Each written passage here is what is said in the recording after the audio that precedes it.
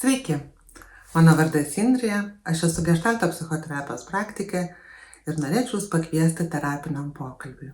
O tai reiškia, kviečiu Jūs leistis į savęs pažinimo, augimo ir sąmoningų pokyčių kelionę. Geštalto psichoterapijos kryptis man pačiai labai artima dėl holistinio požiūrio į žmogų, dėl tikėjimo, kad pats žmogus geba atrasti ir priimti savo geriausius sprendimus, turi didžiausią potencialą keistis ir kurti savo kokybišką gyvenimą. Terapinėme procese labai svarbus santykis, tad lygiavertis santykis tarp terapeuto ir kliento man pirmiausia reiškia, jog aš nesu ta terapeutė, kuri sėdi aukščiau ar žino geriau už patį žmogų.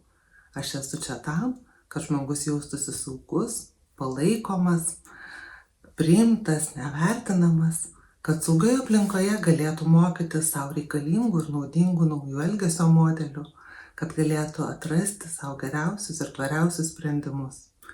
Juk terapijos esmė ir pagrindinis tikslas yra, kad žmonės galėtų gyventi be terapeuto pagalbos, be terapijos, jog tai, ko išmoko saugioje aplinkoje, ką patyrė, galėtų pritaikyti realiame gyvenime, kurdamas realius santykius, įgyvendindamas realius pokyčius.